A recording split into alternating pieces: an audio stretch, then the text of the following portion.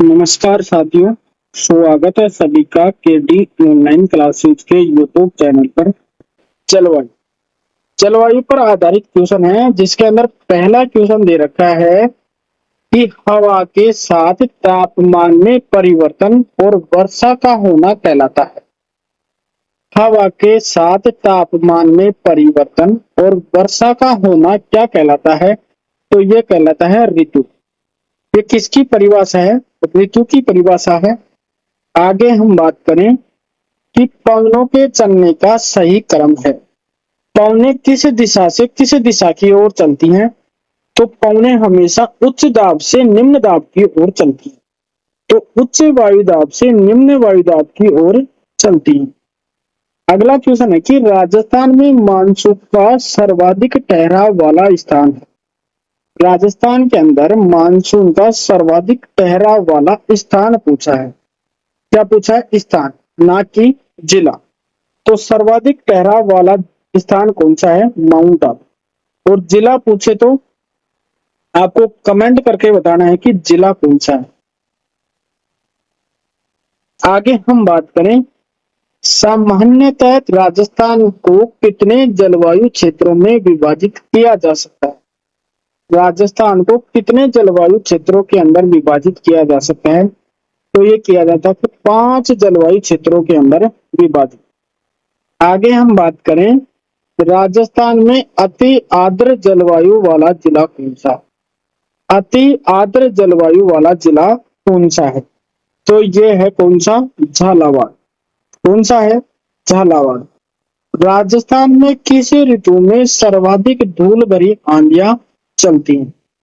सर्वाधिक धूल भरी आंधियां किस ऋतु के अंदर चलती हैं? तो ये चलती हैं ग्रीष्म ऋतु के अंदर। कौन सी ऋतु में? ग्रीष्म ऋतु के अंदर चलती हैं।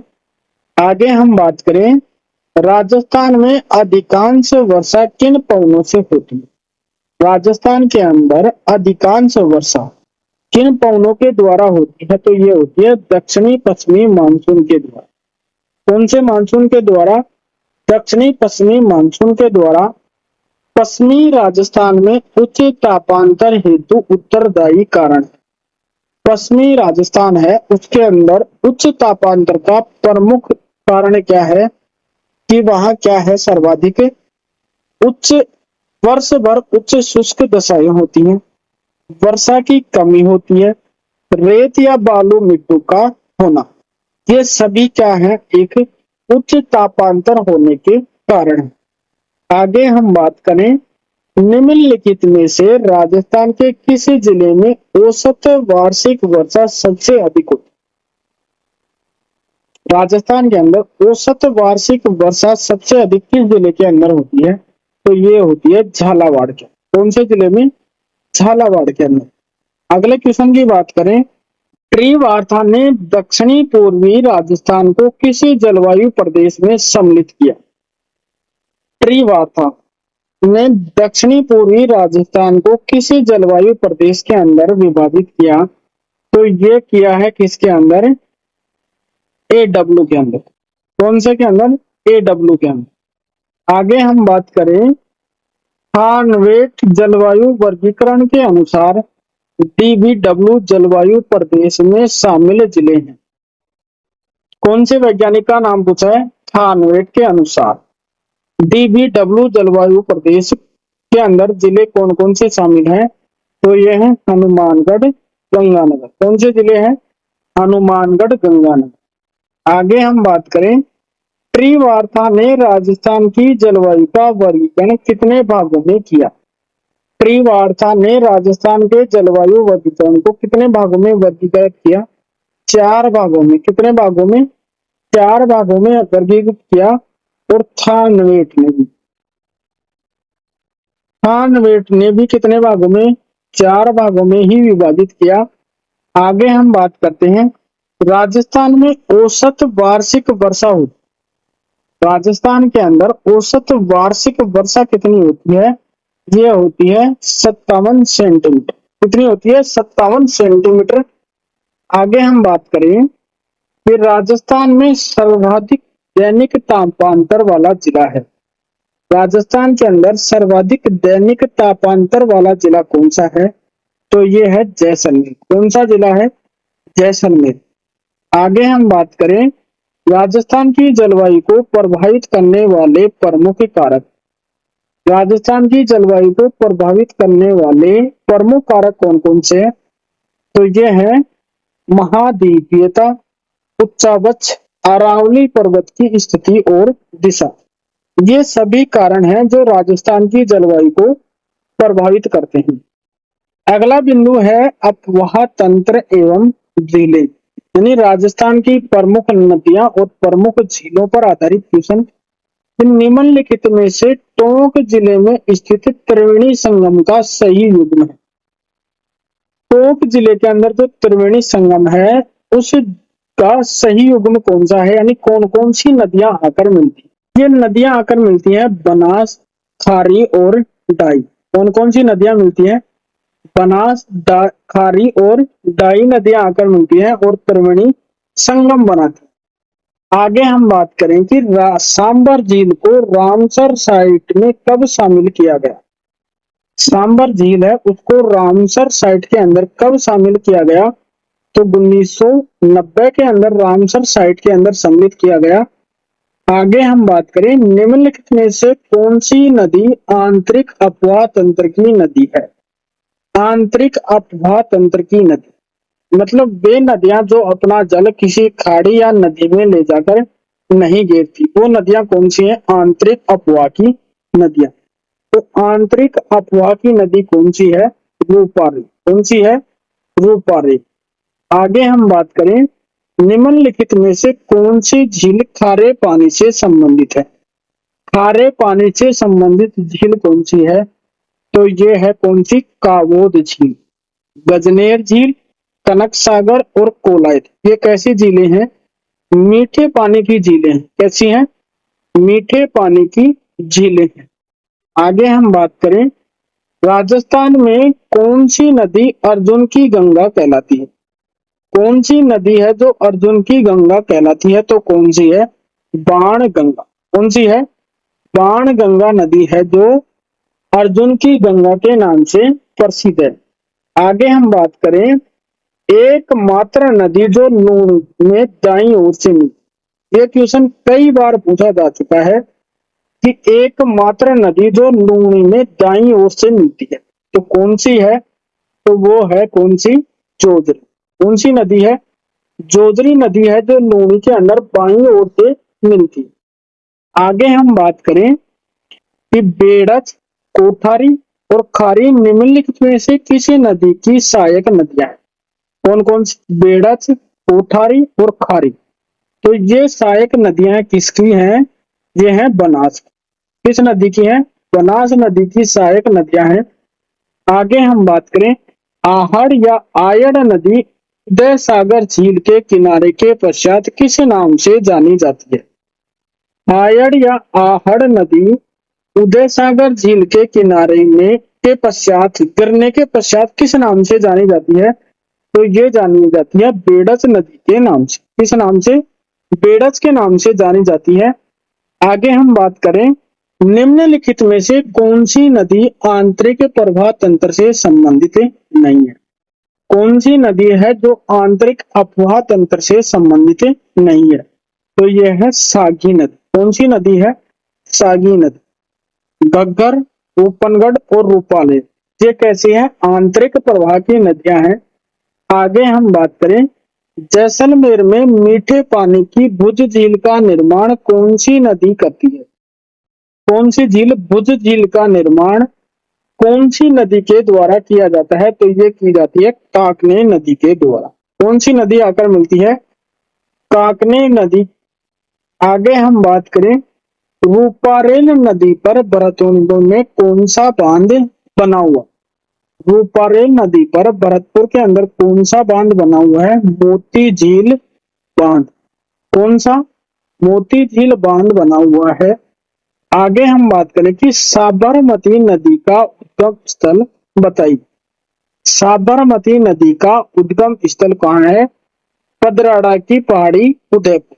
कहाँ है? पदराड़ा की पहाड़ी उदयपुर से साबरमती का उद्गम होता है। आगे हम बात करें, पूर्णतः राजस्थान में बहने वाली सबसे लंबी नदी। पूर्णतः राजस्थान में बहने वाली सबसे लंबी नदी कौन सी है? तो ये है कौन सी? बनास नदी। कौन सी है? बनास नदी। कौन सी नदी राजस्थान में दक्षिण से प्रवेश करके पुनः दक्षिण की ओर जाती है? राजस्थान की कौन सी नदी है जो दक्षिण से प्रवेश करती है और दक्षिण में ही चली जाती है? तो वो नदी कौन सी है? माही नदी। कौन सी नदी है? माही नदी। तो हम बात करें पहले क्वेश्चन की। पहला क्वेश्चन दे रखा है कि सूची फर्स्ट को सूची सेकंड के साथ सम्मिलित कीजिए। एक तरफ दे रखा है सूची फर्स्ट के अंदर श्रेणियां, दूसरी तरफ दे रखा है ब्लॉकों की संख्या वर्ष 2023 के अनुसार। संरक्षित सुरक्षित के सामने दे रखा है 22, संकटग्रस्त के सामने दे रखा है 216, अत्यधिक दोहन क्षेत्र है 23, अर्ध संकटग्रस्त है 38। तो हम पहले क्वेश्चन की बात करते हैं। तो 2023 के अंदर ब्लॉकों की संख्या जो जल दोहन है तो सुरक्षित क्षेत्र कितने हैं? 38। यानी पहले में क्या आना चाहिए? 4। तो ऑप्शन 1 और ऑप्शन 2 कैंसिल हो गए। दूसरे में क्या आना चाहिए? संकटग्रस्त क्षेत्र कितने हैं? 23। कितने हैं? 23। तो बी में 3 दोनों में है। अत्यधिक दोहित क्षेत्र तो ये कितने हैं? 216। तो बी सी में क्या आना चाहिए? 2। तो राइट आंसर क्या रहेगा? Option D. और अर्ध संकटग्रस्त क्षेत्र कितने हैं? 22।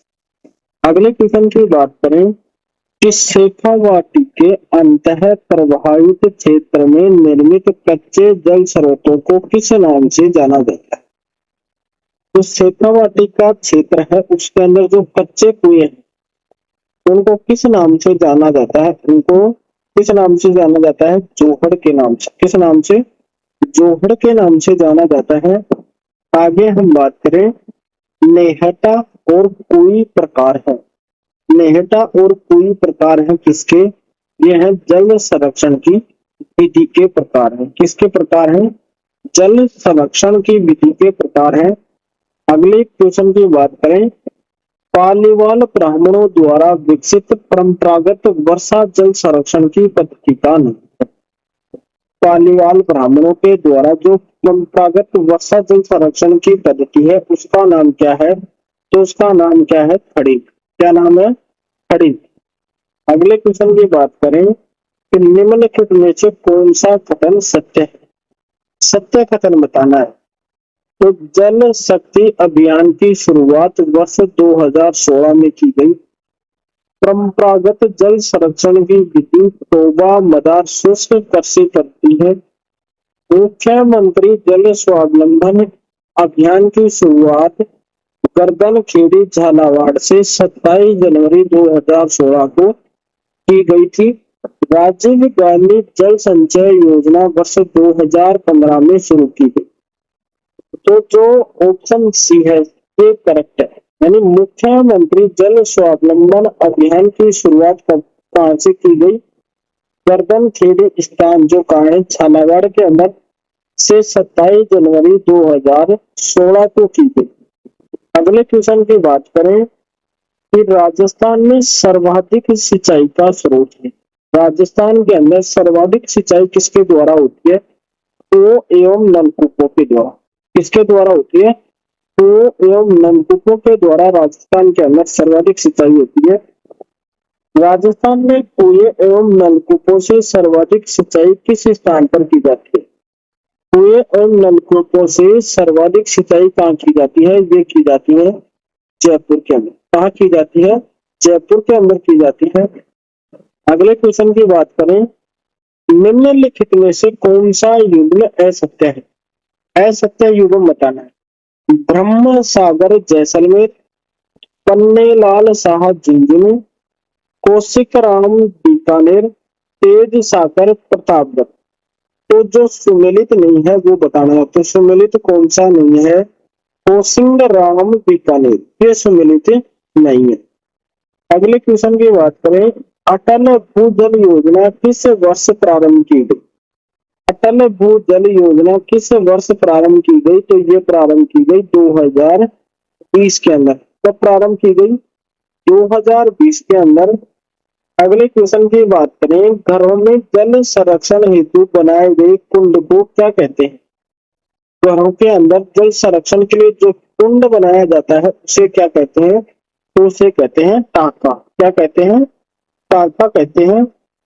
आगे हम बात करें, अगला बिंदु है प्रमुख सिंचाई परियोजना। राजस्थान के अंदर जो प्रमुख सिंचाई परियोजना है उनकी हम बात करें। पहला क्वेश्चन है कि राजस्थान में सिंचाई का प्रमुख साधन है। राजस्थान के अंदर प्रमुख सिंचाई का साधन क्या है? कुएं एवं नलकूप। क्या है? कुएं एवं नलकूप।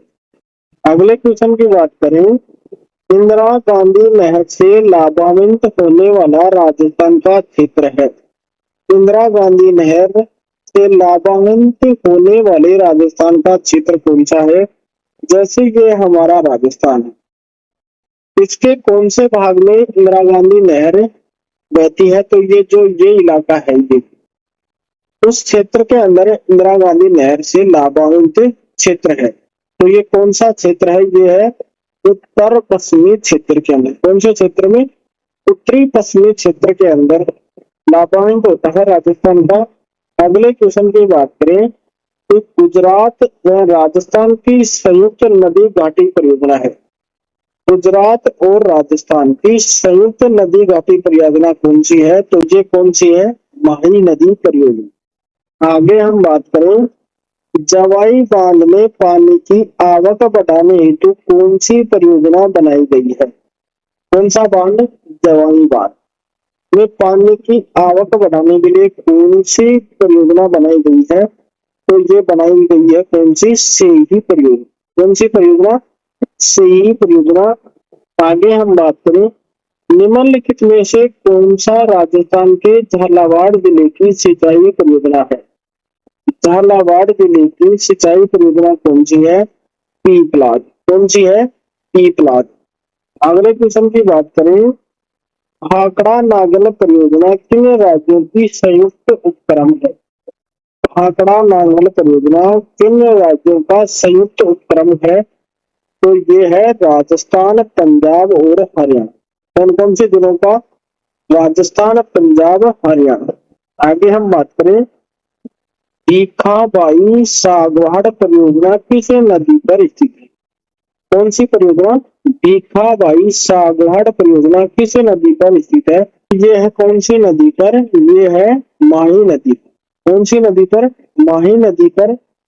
राजगढ़ सिंचाई परियोजना किस जिले में स्थित है? कौन सी परियोजना? राजगढ़ सिंचाई परियोजना कौन से जिले में स्थित है? तो ये है झालावाड़। कौन से जिले में? झालावाड़ जिले में। अगले क्वेश्चन की बात करें, तोरई परियोजना का संबंध किस जिले से? तोरई परियोजना का संबंध किस जिले से है? तो ये है चित्तौड़गढ़ जिले से। कौन से जिले से? चित्तौड़गढ़ जिले से। राजस्थान में इंदिरा गांधी नहर के प्रणेता कौन है? राजस्थान के अंदर इंदिरा गांधी नहर परियोजना के प्रणेता कौन थे? तो ये थे श्री कंवर सेन। कौन थे? श्री कंवर सेन। अगले क्वेश्चन की बात करें, सोम कमला अम्बा परियोजना निम्न में से किस जिले में है? कौन सी परियोजना? सोम कमला अम्बा सिंचाई परियोजना। तो ये कौन से जिले में है? ये डूंगरपुर जिले के अंदर है। अगले क्वेश्चन की बात करें, सोम कागदर सिंचाई परियोजना किस जिले में स्थित है? सोम कागदर सिंचाई परियोजना किस जिले में है? तो यह है उदयपुर के अंदर। कौन से जिले में? उदयपुर के अंदर। बत्तीसा नाला सिंचाई परियोजना किस जिले में है? बत्तीसा नाला सिंचाई परियोजना किस जिले में है? तो यह है सिरोही जिले में। कौन से जिले में? सिरोही जिले में। आगे बात करें, निम्नलिखित में से कौन सा बांध माही नदी से संबंधित नहीं है? माही नदी पर कौन सा बांध नहीं है? तो कौन सा बांध नहीं है? सरदार सरोवर बांध स्थित नहीं। कौन सा बांध नहीं है? सरदार सरोवर बांध नहीं। नांगला बांध पंजाब से कौन सी नहर निकाली गई?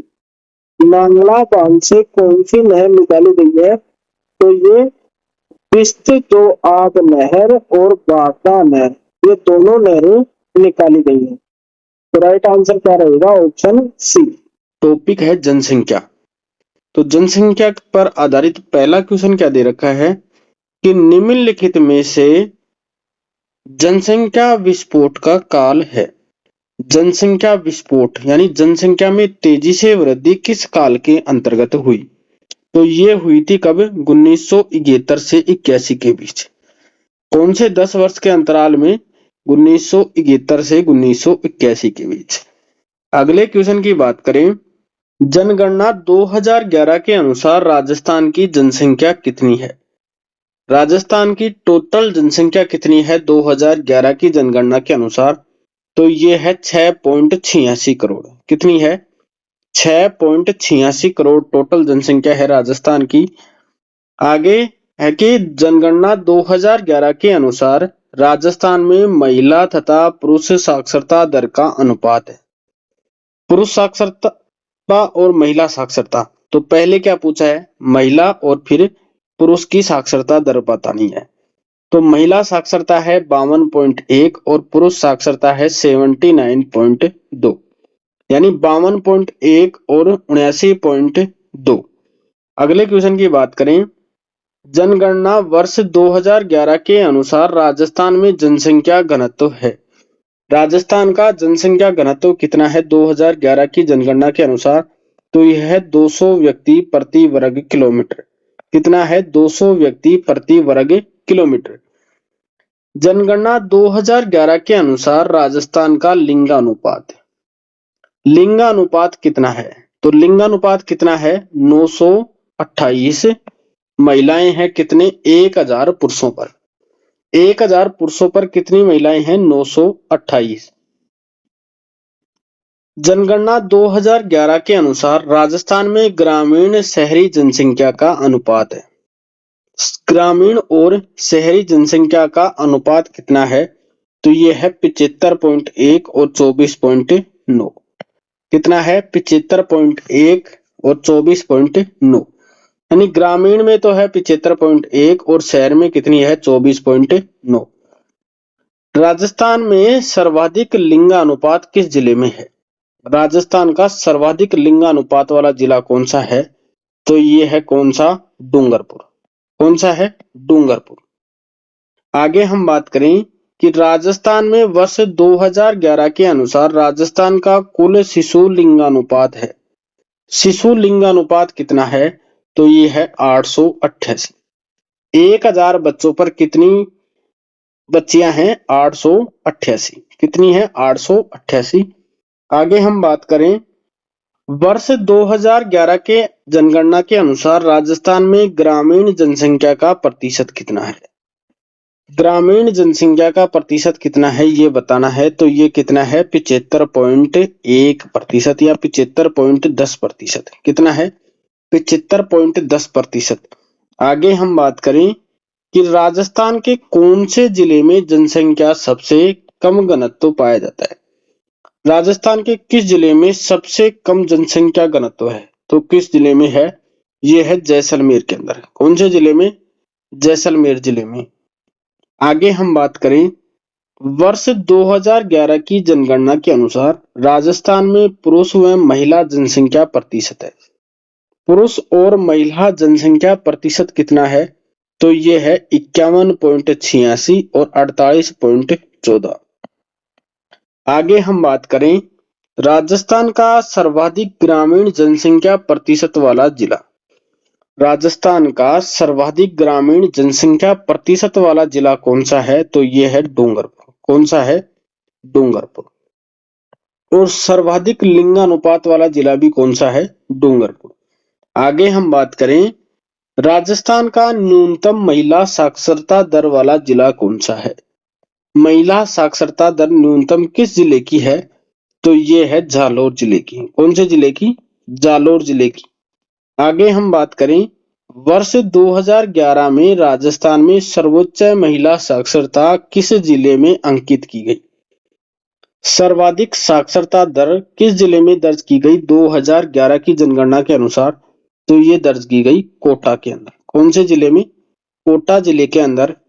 आगे हम बात करें, वर्ष 2011 की जनगणना के अनुसार राजस्थान की कुल साक्षरता दर कितनी है? राजस्थान की साक्षरता दर कितनी है? 66.1%। कितनी है? 66.1%। आगे हम बात करें, अगला बिंदु है कौन सा? परिवहन। स्वर्णिम चतुर्भुज योजना किससे संबंधित है? स्वर्णिम चतुर्भुज योजना किससे संबंधित है?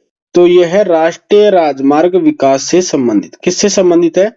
राष्ट्रीय राजमार्ग विकास से संबंधित है। राजस्थान राज्य पथ परिवहन निगम की स्थापना कब की गई? RSRTC की स्थापना कब की गई?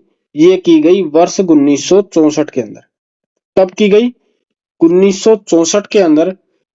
जयपुर मेट्रो की शुरुआत कब हुई? जयपुर मेट्रो की शुरुआत कब हुई? तो कब हुई? 2015 के अंदर। जयपुर मेट्रो की शुरुआत कब हुई? 2015 के अंदर। अगला क्वेश्चन है कि डबोक हवाई अड्डा कहाँ स्थित है? डबोक हवाई अड्डा कहाँ स्थित है? तो ये कहाँ है डबोक? उदयपुर के अंदर। कहाँ है? उदयपुर के अंदर है। वर्तमान में भारतीय राजमार्गों की कुल लंबाई राजस्थान में कितनी है? भारतीय राजमार्गों की कुल लंबाई कितनी है मार्च 2022 तक? तो कितनी है? 6046 किलोमीटर।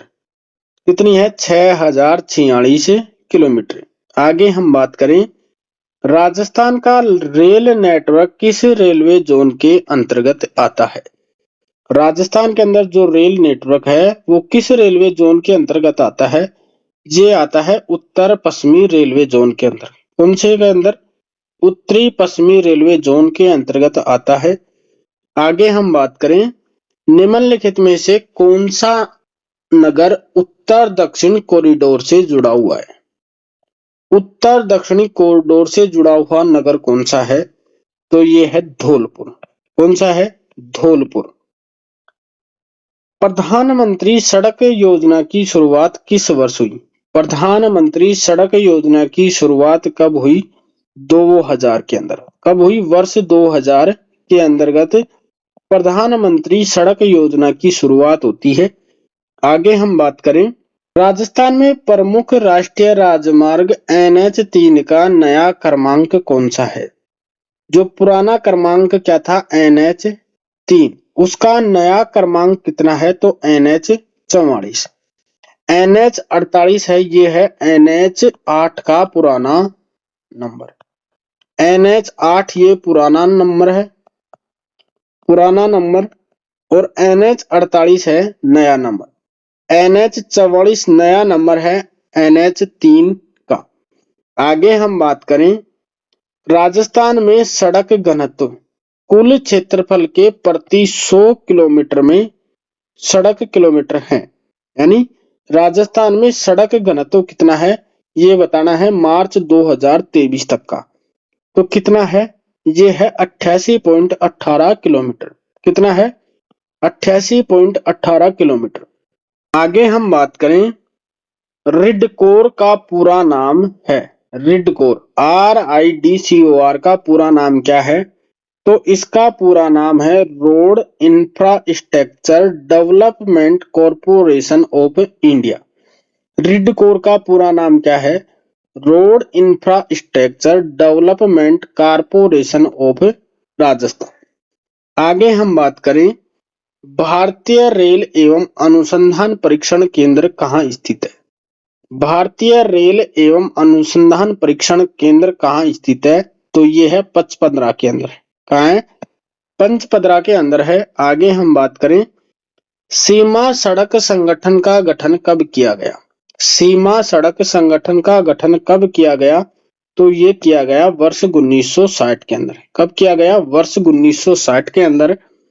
आगे हम बात करें, राजस्थान में सर्वप्रथम सरकारी बस सेवा का संचालन किस वर्ष शुरू किया गया? सरकारी बस की शुरुआत कब होती है राजस्थान के अंदर? तो वर्ष 1952 के अंदर। और आरएसआरटीसी की स्थापना कब होती है? आरएसआरटीसी इसकी स्थापना कब होती है? 1964 के अंदर। और सरकारी बस सेवा का संचालन कब होता है? वर्ष 1952 के अंदर होता है। जयपुर मेट्रो रेल सेवा कब से प्रारंभ हुई? जयपुर मेट्रो रेल सेवा कब से प्रारंभ हुई? 2015 के अंदर। कब हुई? 2015 के अंदर। अगले बिंदु की हम बात करें। अगला बिंदु है कि आपदा प्रबंधन एवं जलवायु परिवर्तन। कौन सा है? लास्ट बिंदु है ये, आपदा प्रबंधन एवं जलवायु परिवर्तन। विश्व मरुस्थलीकरण और सूखा रोकथाम दिवस कब मनाया जाता है? क्या पूछा है? विश्व मरुस्थलीकरण और सूखा रोकथाम दिवस कब मनाया जाता है? ये मनाया जाता है 17 जून को। कब मनाया जाता है? 17 जून को। आगे हम बात करें, राजस्थान में भीषणतम अकाल छप्पनिया अकाल कब पड़ा? छप्पनिया अकाल कब पड़ा? तो ये पड़ा 1899 के अंदर। अगला क्वेश्चन है, निम्नलिखित में से कौन सा कारण राजस्थान में मरुस्थलीकरण का नहीं है? राजस्थान के अंदर जो मरुस्थलीकरण हो रहा है उसका कारण नहीं है, वो बताना है राजस्थान के अंदर। तो कौन सा नहीं है? सौर ऊर्जा उत्पादन, वनमूलन ये भी कारण है मरुस्थलीकरण का, वायु अपरदन भी मरुस्थलीकरण का कारण है, और जल प्लावन भी मरुस्थलीकरण का कारण है। आगे हम बात करें, राजस्थान में अकाल का प्राकृतिक कारण है। राजस्थान के अंदर जो अकाल पड़ता है उसका प्राकृतिक कारण क्या है?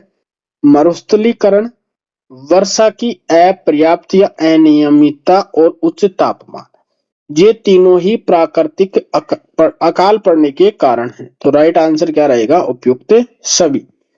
आगे हम बात करें, निम्नलिखित में से कौन सा राजस्थान में मरुस्थलीकरण का कारण है? कौन सा कारण है जो राजस्थान के अंदर मरुस्थलीकरण का कारण है? कौन कौन से हैं? जलवायु की कठोरता ये भी है, वायु अपरदन में वृद्धि, भूजल स्तर में गिरावट। तो उपयुक्त सभी कारण है मरुस्थलीकरण के। हरियाली परियोजना का शुभारंभ कब किया गया? कौन सी योजना? हरियाली योजना का शुभारंभ कब किया गया? 27 जनवरी 2000। राजस्थान में सूखे व अकाल का मानवीय कारण है। राजस्थान के अंदर सूखे व अकाल का मानवीय कारण क्या है? वनों की अनियंत्रित कटाई, भूजल का अंधाधुंध विदोहन और अनियंत्रित पशुचारण, ये सभी ही कारण है। आगे हम बात करें, राजस्थान में मरुस्थल को किस नाम से जाना जाता है? जो राजस्थान का मरुस्थल है उसको किस नाम से जाना जाता है? उसे जाना जाता है थार का मरुस्थल। आगे हम बात करें, राजस्थान में त्रिकाल का संबंध है। राजस्थान के अंदर जो त्रिकाल पड़ा उसका संबंध किससे है? तो उसका संबंध है अन्न, चारा और पानी। किस किस से है? अन्न, चारा और पानी। लास्ट क्वेश्चन की बात करें, राजस्थान में सर्वाधिक सूखा प्रभावित जिलों की संख्या किस वर्ष रही? राजस्थान में सर्वाधिक सूखा प्रभावित जिलों की संख्या किस वर्ष रही? तो ये रहा 2002-03 के अंदर। कब रहा? वर्ष 2002-03 के अंदर। कमेंट करके बताना है कि कितने जिले रहे इसके अंदर, कितने जिले प्रभावित रहे सूखा क्षेत्र के अंदर 2002-03 के अंदर। इसी के साथ हमारा भूगोल का टॉपिक कंप्लीट होता है। नेक्स्ट वीडियो के अंदर हम बात करेंगे राजस्थान की कला, संस्कृति एवं इतिहास। तब तक के लिए धन्यवाद दोस्तों। जय हिंद।